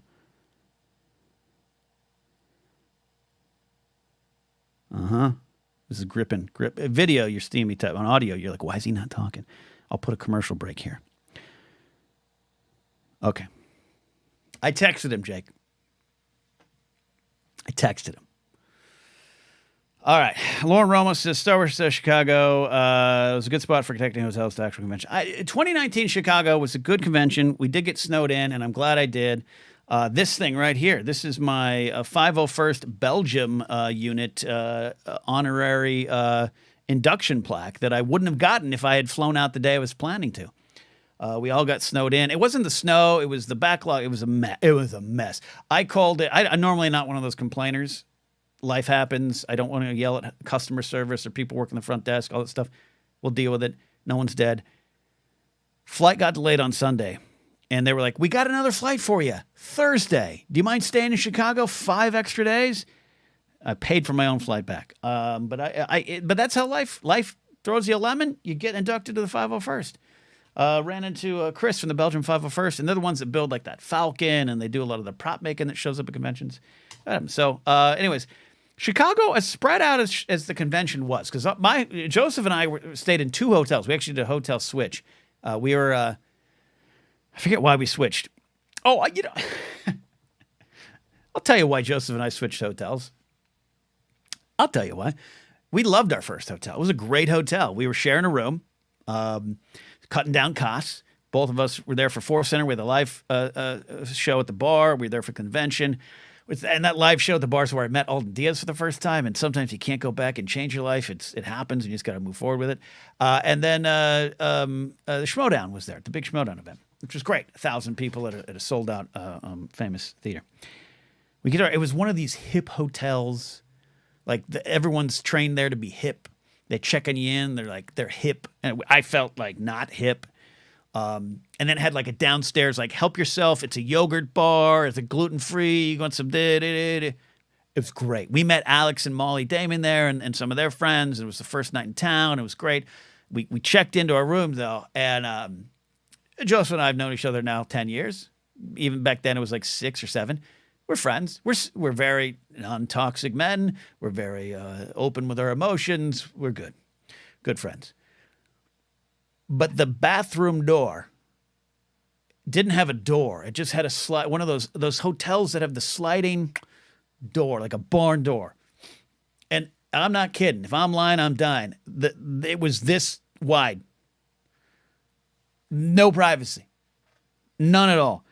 And we checked in. This is before we met Alex and Molly, all this stuff and everything. We checked in, and he goes in the bathroom first. And it's one of those things I could tell, like the doors. I gotta hum to myself to give the man some privacy. It goes, like a Jawa or an Ewok. And he comes out and he looks at me and I look at him and he goes, "Yeah, we should change hotels." I went, "I agree." And we got through that night, and the next we went to another hotel, and Mark Ellis, because he's just an angel of a human being, along with PJ Campbell, also an angel of a human being. They helped us switch hotels, and by accident we got put. I don't even remember the name of it. We got put up in this fancy hotel. We went in to check in, and they gave us complimentary like Perrier water. Handed us a plate of treats and a hot towel. I'm not even lying. We were like, did we get in the wrong hotel? And we get up there. And this is a difference between classes. This is why we have to fight the wage gap, the wealth inequality. This is why we have to fight the class warfare that's happening. In the lesser expensive hotel, door wide open, a barn door with this much peep space in the bathroom. We checked into the rich fancy one. It was a door that sealed shut like a space shuttle was going to take off. The rich live better lives than us. SMG, appreciate your super chat there. Appreciate you, man. And love your question. All right, I got an answer here. All right. Jake, he says, if he could find a publisher, he would. I've pitched it to many different people with 0 bites. This is where we're at these days. It's hard for artists to do anything. It's hard for creators to get stuff out there. It's hard. So that's your answer. Love it. SMG 311 says, if I see it at Star Wars Celebration or at a bar, I'll come say what's up. Yeah, do that. Love that. It doesn't happen. You know, my star is fading, right? I know this. My star is fading. I had a good run from about 2014, peaked in 2016, 2017 range to about 2019. I had a good run where people knew my name. Dun, dun, dun, dun, dun, dun. It happens less. It's still, Star Wars celebrations are great. And I don't do this for people to know my name. In fact, I used to do this exact thing, host a show, talking to folks. Well, when I was in my room alone, when I was 14, Saturday Night Napzok. Oh, someone asked a question earlier about when is Dutch Allen coming back? I don't know. I wish I could live in a world where I could just make a lot of money doing Saturday Night Napzok. It's not in the cards now. Maybe one day. I miss Dutch too. We'll bring Dutch back somehow. I tried bringing some Saturday Night Napzok segments to YouTube. It didn't click. We'll see. Anyways, I don't do this for people to recognize me. But man, it feels good, man. I was once at a Target buying things you buy at Target, some of it, for that sealed bathroom. And someone was like, "Hey, Schmoes, no, and you're like, it's great, man." And I love shaking hands and looking people in the eyes and saying thank you and having those kind of connections, unless they're Alden Diaz. I'm kidding. Michael McCarson, we call him Detective, says, all right, caught up. You did. You caught up. You're doing a wonderful job catching up. Appreciate it. Brian Jackson, Mr. McClunky says, see you, good peeps. Going to step by and say hi to Mark Rowley, then dinner. Yeah, is Mark going live too? Go, yeah. Maybe put us up on 2 separate streams here. I got about 15 minutes left, and then I got to finish this drink, and then I got to go to the store. I got to go to the store, and then I'm hoping tomorrow night I can get some tacos with a Fred. All right? I'm just putting that out there. Jack Yakoveta says, still missing the drunk news, but glad you're streaming. Well, hey, look, at least this, outside of tomorrow, I hate to disappoint people, but for tomorrow's Anytime with Ken and Alden, no news segment for me. I could not get down to write anything today, some life things, not all bad, some good, but I couldn't get to it today, and I just decided I'd rather pull the plug on the news this week than do a half-ass one. So I'm doing the news again, but I'm actually covering the news, but missing the drunk news. Yeah, you know what's funny? Every once in a while, the drunk news highlights, I don't know who put it on. I should put it on my own channel. Someone want to edit up the highlights of the drunk news? I'll put it on my channel. Maybe we should do a documentary on. You know what I'll do? You know what I'll do? Maybe I'll do an exclusive. I don't know. I'm trying to find out. Yeah, maybe I'll do like an episode where I just go through the beats of that entire day of drunk movie fights, drunk news. It's a weird time and it's a problematic time, and I don't love the history of the drunk news. Like, I'm kind of embarrassed about the drunk movie fights and the drunk news, because I've had people that only know me from that, or people that only remember me from that. I've had young family members. My cousin, her daughters are a little older now, but when they were younger, they were like, yeah, we watched you do some drunk news. I'm like, oh, please don't. Please don't do that. But anyways, Slip Aside is the greatest segment ever. Yeah. And there's things in the drug movie news that I said, and some people involved, that life goes on. But maybe I'll do like a mini documentary. I'm looking for, Patreon has this thing now where you can release things and sell things. Like, up on my Patreon page right now is a 13-minute set I did in New York in October, and I had edited it. It's a 2-camera shoot, and I put it up for my Patreon supporters in like October. But it's available now. You don't have to support me on Patreon. Not everyone can afford to do it every month. Not everyone wants to do it every month. But if you want to go support me now, just it's $3, and you get the video and you get to watch it and just support me and see my act and just trace how my act has changed. My act's already changing. I did a set last week at Flappers. I've already done some different. I just love tracking the growth of comedy, my good sets, my bad sets. But it's up there. But Patreon, it's an interesting idea as this creator marketplace changes, where you make less money from ads now. YouTube it's unless I'm doing, becoming an alt-right monster or yelling at alt-right monsters all the time. You're not going to get that algorithm up. I have an ASMR channel. Check out Sports Card ASMR. I can't break through the algorithm. I had I put an episode up of a Sports Card ASMR Sunday night, and I hit 1,000 views real quick, which for me is wonderful. Doesn't really happen. And then it just stopped. YouTube just cut me off. But anyways, the marketplace has changes. I like what Patreon's doing. So I'm looking to maybe do monthly special things. For $3, they're up on the channel if you want to support me and also get something in return. It's an exchange of goods and services. And maybe I'll do the tell-all of the drunk movie news day. Maybe I'll do that. Jake says he had a great set of Flappers when I was there, for what it's worth. Thank you, Jake. I had fun that night. I apologize to anyone who saw me in Seattle, though. I did not have 2 good sets in Seattle. And maybe we'll just, as I'm waiting for more questions come in, and I'm going to make sure I got all the questions I saw here. I did. Thank you for the super chats again, folks. Seattle in December 22nd, 23rd. We had 2 shows up there at a great club, Capitol Hill Comedy /Bar. Dane up there is just tops. He's the bee's knees. Love it. I hope we go back. And it was a packed house. It wasn't like it was the holidays and no one was there. It was a packed house, but it wasn't even that a bad set. They weren't buying me, and I wasn't buying them. It was one of those kind of things.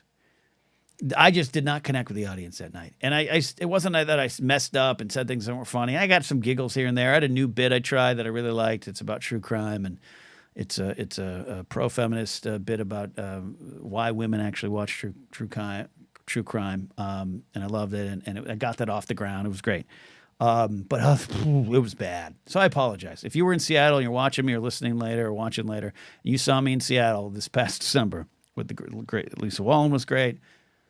Mark Ellis was his normal great self. Daniel Bridge-Gadd was there one night. I apologize. I apologize. Aiden's got a big question here. Aiden, if you could change one thing / decision you made in life, what would it be? If you, in terms of decisions, I'll say this. I am happy with all the decisions, but I'm not done discussing that there. That all the decisions I've made in life, I can stand behind, right? Were they always the right ones? No. But they generally always lead you to where you need to be. And I think that's just a matter of perspective. I always say, and I said this ad nauseum, and I'm sorry if I'm repeating myself, you get to where you're at, and then you look back, and you're like, that's why all that happened. In fact, it's a tune. I wrote this song that's on the Moonagers EP, Broken Pieces and What Remains. Broken Promises were the promises made to myself, but Broken Pieces and What Remains. The last song, Last Step First, is about that journey that you get to start today. The book you want to write, the metaphorical book or the actual book, the chapter in the story, the next one, you get to write it. And you get to do it with all your soul. You get to do it now. And once you get there, once you start that, you realize all the things that happened. The failures and the losses that put you here. You get it. So that, Aiden, to your question about choices, I moved to LA at the right time. I could have gone a couple years sooner. Sometimes I think maybe I should have gone to college, and I did. I did 2 years, and then I got my radio job, and then just kind of stopped going to college. But I was studying screenwriting and film production. 2 of my friends moved down here. That's how I ended up moving to LA. One was going to CSUN. One was going to Cal Arts. Maybe I should have done that. Maybe I should have been a little more, decisive about some careers. I waste a lot of time. I'm trying to change that, and I'm paying for it. I don't know what it is. It's not that I'm lazy. I work pretty hard at my stuff, but I also enjoy rest. But also, it's hard to explain. Like when I was in radio, I'm in radio now, but when I started my career in radio, I hosted the morning show. And it was an accomplishment for a 20-year-old kid hosting a morning show on an actual reporting radio station, not a college station, not a micro-powered station, though I did start out at a micro-power station a year prior. It was a radio station that reported to record companies. It was an actual station, and I was the morning show host along with my buddy Matt from high school.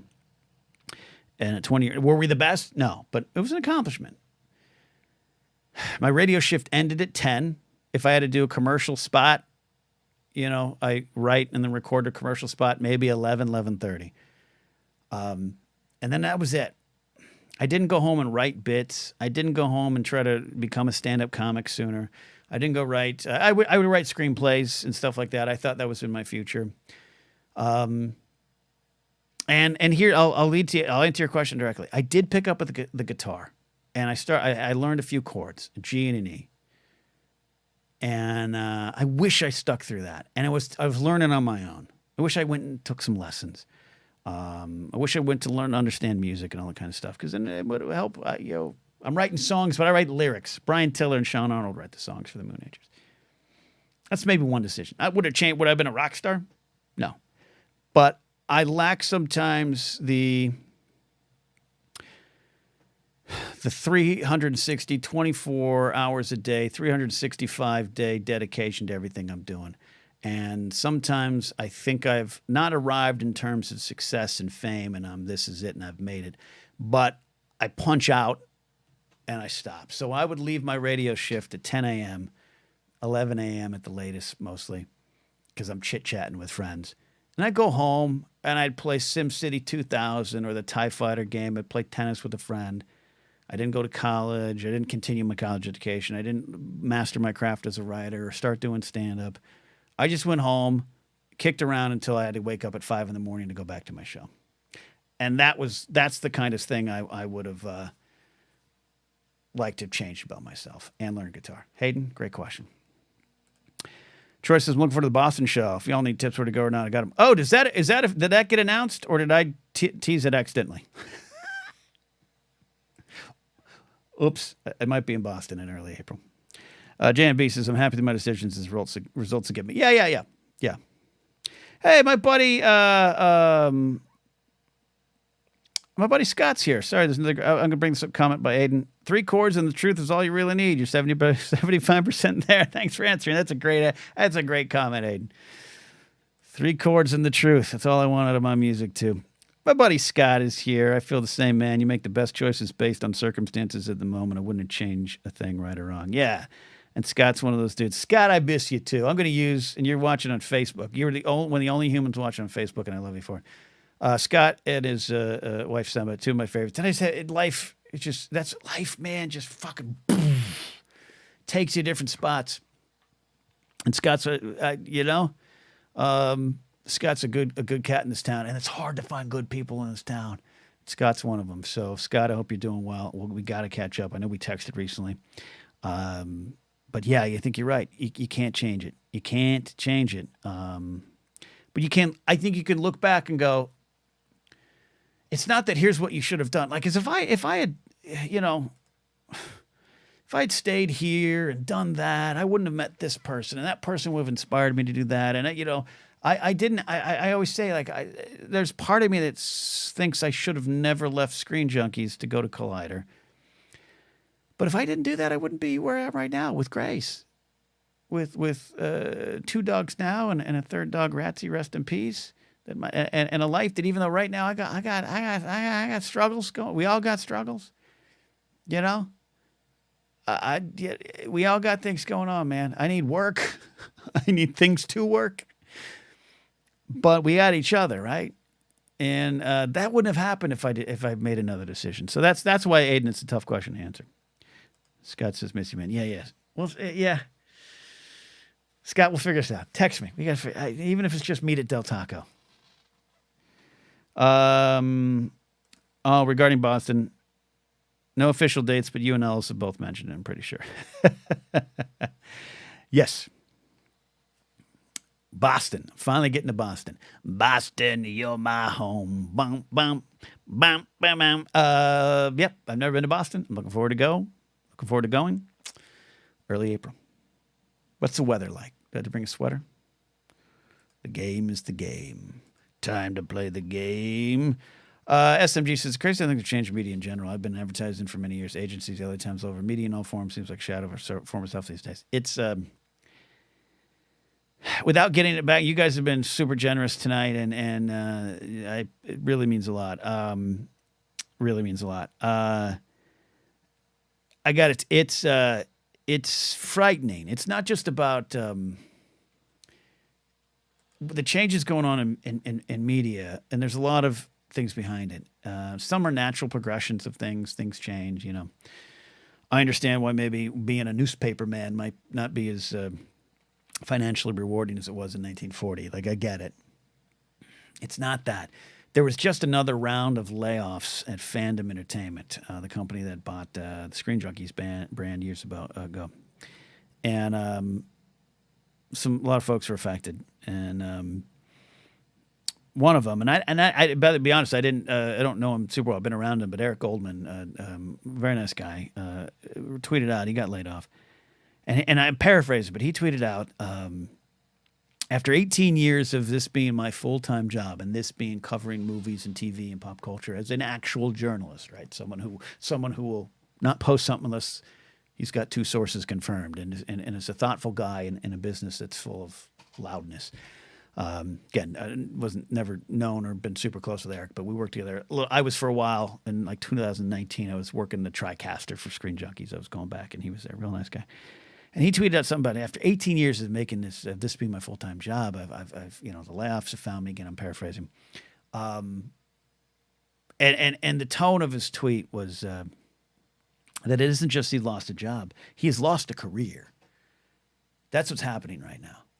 I understand people lose their jobs. I understand businesses need to cut, but the corporations are run amok. I really believe, and I don't mean to go off on some democratic socialist rant. I do believe in a universal basic income that I think we should have, and at the very least, healthcare should be a lot easier to access.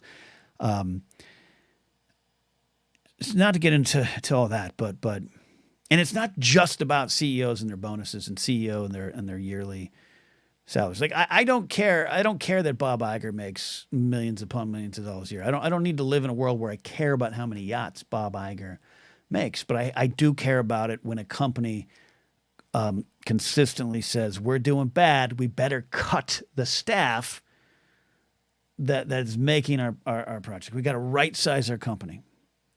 And that happens over and over and over again, and it's an answering to the investors more than it is an actual way to heal the business. And what's happening right now is you're seeing a lot of people lose their careers.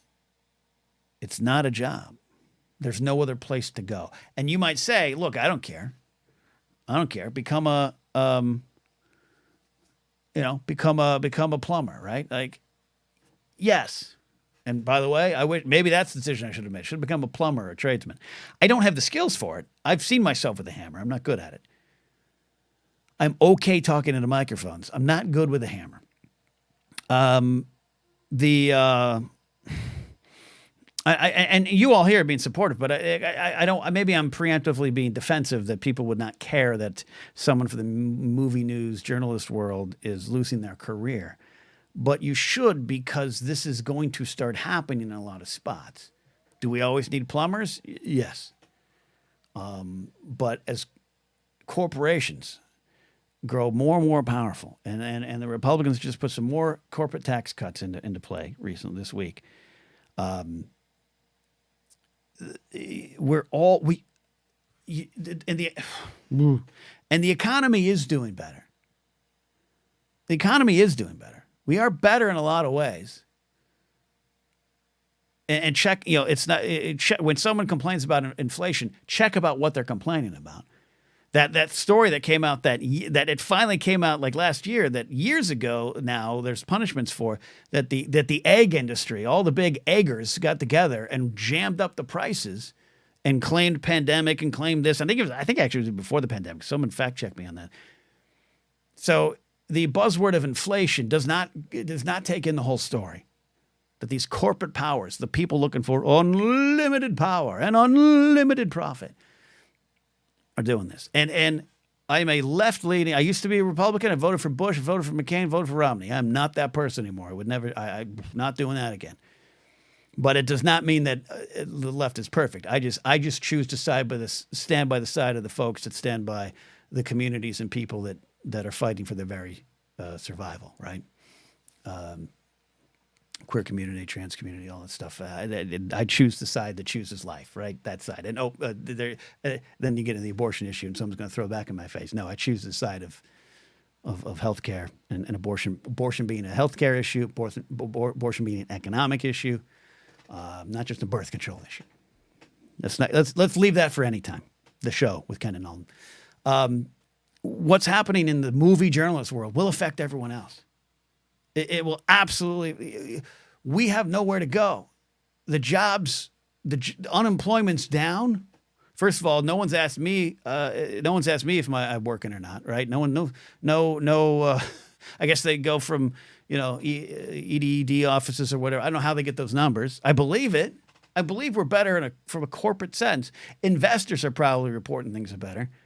OPEC and OPEC Plus is probably like, hey, we're low on the gas prices. Things are good. Like, I totally get that. But the system has got to be the thing challenged. The system's got to be challenged. Because this is what's scary. There's a palpable fear in town. I just had a conversation with a friend today who's going through the same thing I am. I wish I could make millions on YouTube. And God bless people that do. I can't. That's a reality. So not above work. Work is work. So I'm trying to find things in my field, trying to find things remotely. All the ads are scams.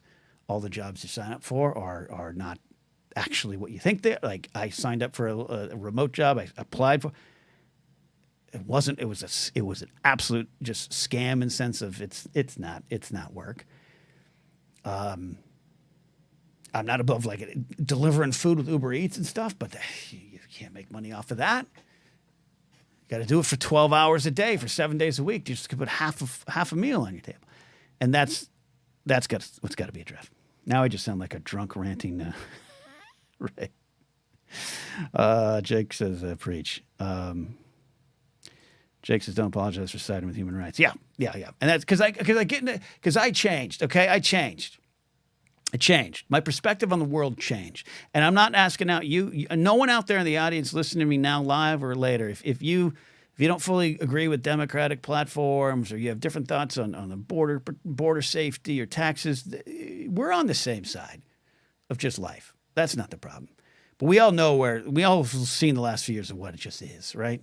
In the COVID pandemic, everything, and Trump, it brought out a lot of things. That's the stuff I'm talking about. This doesn't mean I put every Democrat up on a pedestal. Quite the opposite. If you're like Bob Menendez, who got caught for trafficking and get him out. Get him the hell out of there. Al Franken takes one bad photo, he's done. We're done with him. Get him out of here. We're not electing felons. Some might be felons, but once we find out they're felons, they're gone. I don't have rose-colored glasses on that. I get in this argument a lot because I blame Reagan and the Reagan administration for a lot of the problems. You can trace a lot of things back to the Reagan administration. A lot of things from a lot of different areas. Doesn't mean there was all bad. There's maybe some things certainly good, right? And the vibe of the country certainly felt better, but it was a lie. I think it was a lie, but that's a different conversation. But I blame Woodrow Wilson for a lot, our foreign policy and him, propping up the KKK and pushing the lost cause mythology that helped change and erase a lot of the actual history. Like LBJ, everything, Kennedy made mistakes in Vietnam. We go on and on and on about it. But at the end of the day, as Jon Snow once said, I fight for this side that fights for the living. Currently going through a similar transition is hard as community helps, doesn't pay the bills, but helps in your loan. No, it helps me. And I have got some wonderful help and wonderful supportive friends that would, if I describe it, I won't embarrass anyone. It brings tears. I've been crying a lot lately. I've cried twice in a Target. I got to go shopping tonight. Maybe I'll cry again. I'm just completely broke down. Because it's scary. All of us. I ain't alone. But I got to remind myself sometimes you hear it. And my buddy Robbie Smith, I might start crying. He knows what's come. And Robbie, speaking of someone who's gone through just a ton, if you guys please listen to my show, watch my show, Our Biggest Win, my monthly show here on YouTube or the podcast feed with Robbie Smith. It's a hangout with someone who's been through a massive amount of stuff that you can't even imagine, that I couldn't handle. And he's got such a wonderful perspective, but it doesn't mean he doesn't lose it. But he texted me the other day. And he said, "You are not your struggles." And I got to hold, and we all got to hold on to that. We are not our struggles. And we're all going to get them, and we're all going to help each other. I wish we could change the policies. I wish we all had a universal basic income that wasn't millions of dollars that we all live off and never work again. But I wish I had, food covered. That's not going to change overnight. And I'm someone who I have no problem with a free market. We've never had a free market, but sure, but it's run rampant.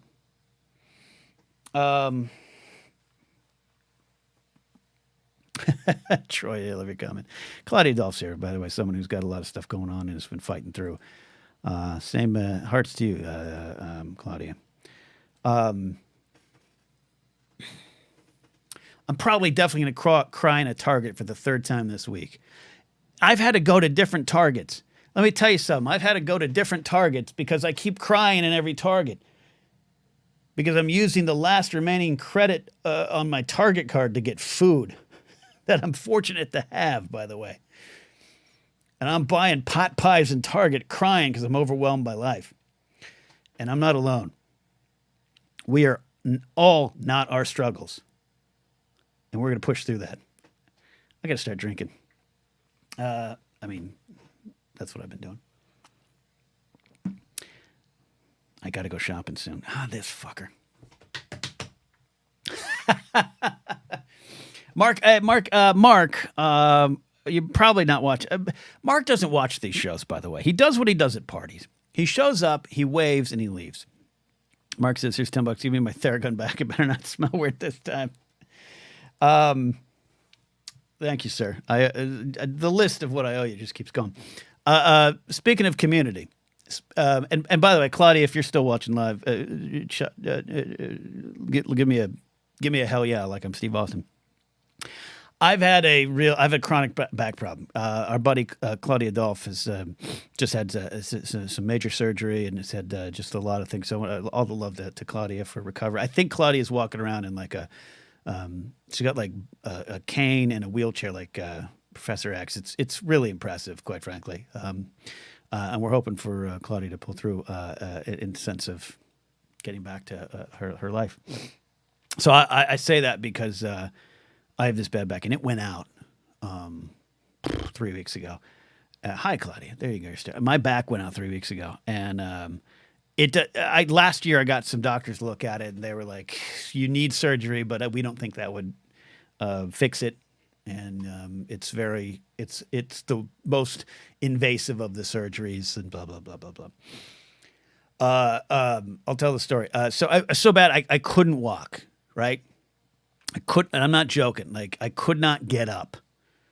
Claudia's in her villain era. That's that's when Claudia unleashes her full vengeance on this city. We all need to stand aside. Number one, she's a Dallas Cowboy fan, which is the amount of vengeance they have built up. I could not walk, and then slowly things start, I'm putting ice, I'm putting heat, I'm doing all the things, and some stretching can help if you can get up. But it's like, I'll just say it. Sitting down to take care of things in the morning was I'm not joking. I had a short list because Grace was gone shooting a short film the day my back went out. She had left that morning. And I had trouble, getting up, if you know what I mean. Like, and not, no, you pigs. Like, I got up for the morning and went to the bathroom to get my day started. You know what I mean? And I couldn't get up. And I'm thinking, do I call the ambulance or do I call Mark Ellis? Who do I call to pick me up off the shitter? Mark Ellis, Joseph Scribshaw, maybe. I wouldn't call Jen Murrow for that, but Jen and I have seen each other at our lowest. We've helped each other some tough times. But Mark was probably the choice. Or the LAFD, actually the Burbank Fire Department. LAFD wouldn't have responded. I don't live in that city. I live in Burbank. The Burbank Fire Department would have showed up. But anyways, the point of the story. There was a debate on social media of people who don't like banter on podcasts anymore. And I understand that to a point, but I'm bantering. I got a little better. So Mark and I were going to go. I said, I need to go out to the Comedy Store. I need to go out. I need to stand. I had to stand on the patio. I couldn't sit. My back would go out. Anytime I sit or sleeping was the worst. I could not get up in the morning. And Mark goes, so I got a Theragun. And I was like, I don't know what that is, but got it. So he gives me, it looks like he's handing me a 45 in a case. It comes like a gun case. And you all know probably what it is. And it's a personal jackhammer. Let's just say that. Like if it's a sex toy, you don't need another human. Like it's I don't know what's going on in that house with this. And he gives it to me on a Saturday night, and it wasn't charged. Because that's the kind of villain Mark Ellis is. He gives you a Theragun and he doesn't charge it. And because again, I don't know what he's doing with it in the shower. And I charge it through the night, and I get up in the morning, and so I felt really good. I came home from the Comedy Store. I'm like, oh, that felt good. Maybe the rum was working through me, but I feel good. And I get up in the morning, and I'm done again. I'm like hunched over. I'm like, you know what? You never watch Andre the Giant and Princess Bride? That poor guy had a back problem like no one else. That was me walking around. I'm like, And I get that. I unplug the Theragun I'm by myself and I stick it lower back right where it felt like I had a rock hard like tennis ball was my spine, the lower spine area, vertebrae and all this. Everything's just like this. It's like this, and I can't move. I can barely move, and I'm hunched over. And I turn on the Theragun, which again. Did you ever watch Burn After Reading with George Clooney? He's making that sex toy down in the basement. Like that's the kind of thing that's going on with this Theragun. And and I immediately felt I literally like that, that meme of Christopher Reeves and Superman where we're watching him go from Clark Kent to Superman, and when that was my back. That represents the community we need. I didn't have a Theragun. Mark gave up his Theragun. I still have it, and I can walk again. My back is healed there. I also got a red light therapy belt. I don't know if red light therapy belts actually work, but this one feels pretty good. It warms my innards. I'm back up. SMG is Googling what Theragun is. I want to pause right here. Two big things have happened. Troy says, oh, hey, Boston dates are up. 7 p.m. Saturday, April 6th, the Rockwell, Somerville, Mass. Really wish I lived 2 miles down the road instead of 50 miles away like I do now. Well, how in L.A., if 50 miles away from my house in L.A. means I'm not going. But in other places, because 50 miles away in L.A., Troy, that's a 2-hour drive.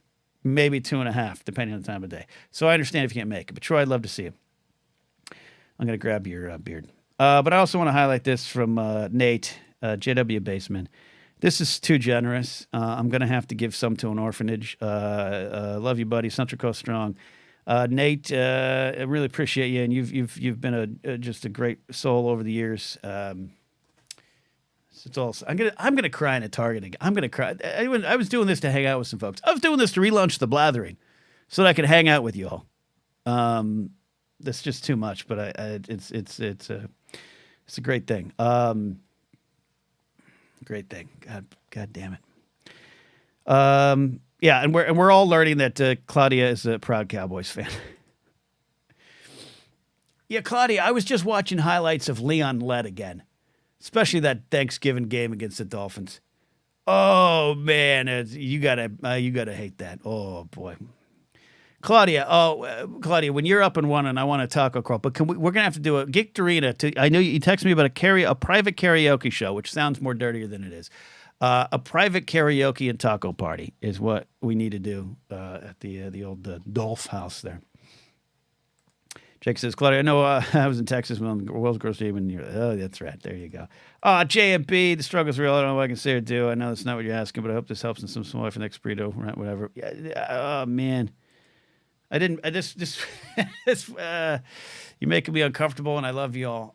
You're my community today, and I hope I can turn around and be community for all of you when the time is come. And my friend Ken Plume, who you should all check out his show.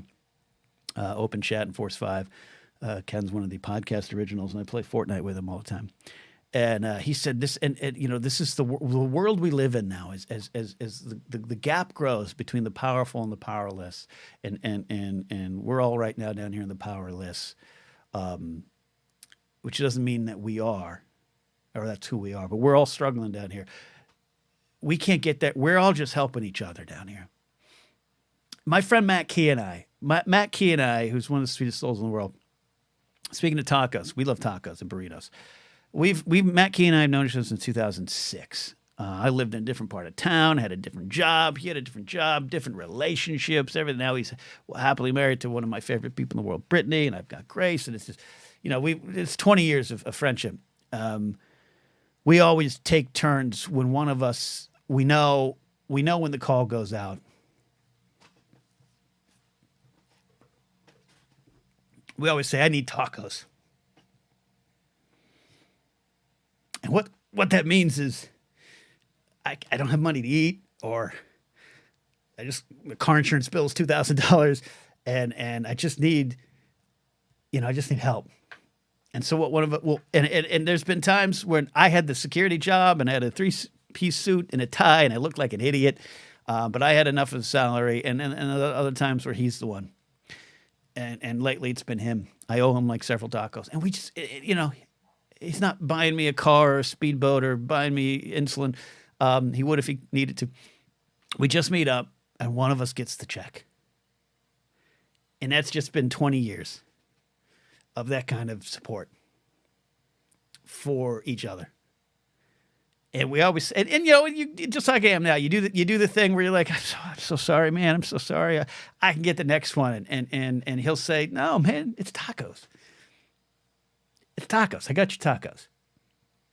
And he knows that there's years where, you know, I had to buy him 3 tacos so he could take one home, and so he could have food the next day. And he's in an up spot, and that could change tomorrow. I'm in a down spot, but that could change tomorrow. That's the community we all need to have for each other, right? That's where we got to be.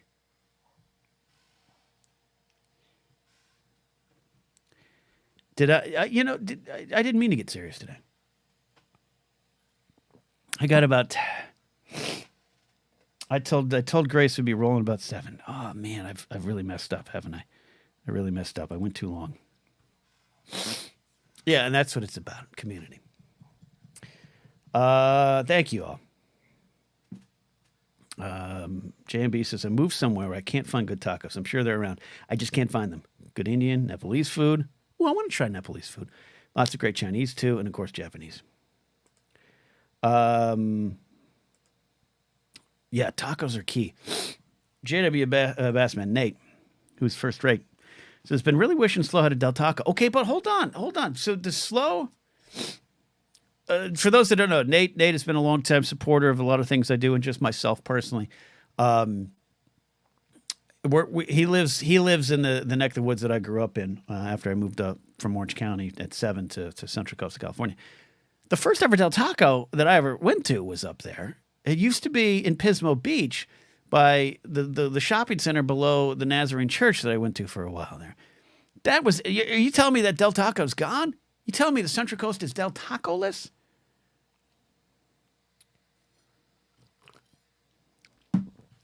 Nate, you got to open up a Del Taco franchise. Nate, get it first to market again. Reintroduce it to the market. They got Taco Bells there. I know. Because there's a Taco Bell on Grand Avenue in Arroyo Grande, California, as you head into Grover Beach. You all can Google map this. That was a great Taco Bell. I used to do, I've done radio remotes there, also at the McDonald's nearby there. I treated a girl I liked at the time, treated her to Taco Bell. Whew. And I had my Ford Fairmont at the time. But there was that Del Taco there. Oh, Jake. San Luis does not. Jake says Del Taco sucks balls. No, unless you're considering balls to be fresh and tasty. Del Taco over Taco Bell to the end of time, Jake. I was with you, Jake, against Claudia and the Cowboys. Now I think I'm with myself and Del Taco against you, Jake. You don't know. We're not here to cheer me up. No. We're here. We're here to come together as a community and to yell at Jake Iacovetta about his distrust and dislike of Del Taco. Basement says, do a lot of work off Madonna Road, so it would be a long lunch to go down to Pencil. Okay, so what you're saying is you're saying that maybe the Del Taco's still there. I'll text my parents. Okay, we have beef now. Yeah, Jake, we do have beef, and I'd rather have the Del Taco beef than the Taco Bell beef. That's the beef. It's a beef about beef. Hot take, SMG 311, SMG 311. No, down. Hot take, Double Del Cheeseburger are amazing at 2 a.m. afternoon. Double Del Cheeseburgers are the best. Troy says, never had salad taco, but I will like Taco Bell until the day I die. Taco Bell it's not that Taco Bell's bad. I'm not casting one aside. I'm just saying I prefer Del Taco. In a world where you can have both, choose one, Del Taco. All right. Laserbolt says, surprisingly, Michigan has a lot of good Mexican food because of a lot of migrant workers. No, absolutely. And that's, I had a great conversation with my friend Jamie Stangroom when I was in London. Obviously, London, Great Britain, the United Kingdom, has a, shall we say, problematic history with what they've done with other cultures. And Jamie agrees, as does most of the younger generations. In fact, I'd say a lot of the generations in England. They have a little bit of shame. They've tried to reconcile the past. Hail Britannia. Britannia rules the world, right? I get it. But Jamie said, look, the other side of it is I was, in the reputation that England doesn't have great food, he said, respectfully, we don't need to because of our troubled history. And again, I'll caveat again, it is a troubled history. But he goes, I grew up with so many just families from other parts of the world that had their own food around, that it created an experience to me that I couldn't have got any other place. You ever had good Indian food? Great. Try going to my friend's house and his Indian family making Indian food. It was next to God, right? It was amazing. And hey, you got to find the hope somewhere. All right. Now I've been on streams where I hate you for Del Taco and Coy for New York pizza. But I don't like New York pizza either, Jake. New York pizza is not bad. I just rather have a hot dog. In a world and where I could have New York pizza or New York hot dog, take the hot dog. SMG, thank you for everything today. So that's not enough. Go bump some 311 on the way to Target. Thanks for laughs. Amazing dose of humanity, my friend. Thank you. Thank you for your questions. Love it. Okay. You guys have humbled me. You guys have encouraged me, and I hope I can provide some sort of encouragement to you. I am going to start signing off because, truthfully, I do have to go to the store and use that Target credit card. God bless Target. Before I sign off here. Okay. Jake and I are on the same side. God bless. Jake, we're back together, baby. Give me a hug. New York pizza is, I don't know if I won't call it ass just for legal reasons, all right? But New York pizza can sit on it, Potsy. Before I go, speaking of getting the word out, coming soon means tomorrow because I forgot to add the right thing up again. I'm so bad. Here's the problem. I have 3 computers that I live stream from, and 2 are PCs. 1 is a Mac, so I can use Google Drive to share things, but I often forget to, so I often have the wrong cards loaded up. But this one still works. The Moonagers are the band I have with Brian Tiller. You see him there. The shadow is Old Handsaw Sharon Arnold. That's my forearms there writing the lyrics. We have a EP out that's been out since December called Broken Pieces and What Remains. One of the songs on it is a great tune that I love called The Special One. I wrote the lyrics to be intentionally happy and full of love and joy because there's other songs on the album that are really dark. And it's a great piece of music by Sean, and we are releasing it as a single to kind of re-energize some energy into the song, so to speak. And it is out tomorrow on Bandcamp. And I want to shout out Hillbilly Scribs. I saw Scribs in the chat there. Where did I? Hillbilly Scribs, check it in from work. Yeah, I made a Del Taco. I've seen Hillbilly Scribs. Well, I didn't see it. I saw pictures of it in Anaheim, 2022, drunkenly walking up to a Del Taco drive-through window and not being in a car. The man appreciates his Del Taco. Anyways, I'm selling stuff. You know it. See you, Jake. See you all. We've got an EP out. It's a single release more than an EP on Bandcamp now. You can support the band directly, themoonagers.bandcamp.com. The link is down below. And we have like 4 alt versions of previous songs and an instrumental of one of the songs. We kind of reworked some of the songs we've done. There's a great version of Good to Bleed that is the Old Handsaw mix. Please check this out. And then more stuff on the way as we move forward. All right, you guys have been the best. I love you all. Be someone's community, all right? Be someone's community. We'll see you next time here in the Blathering.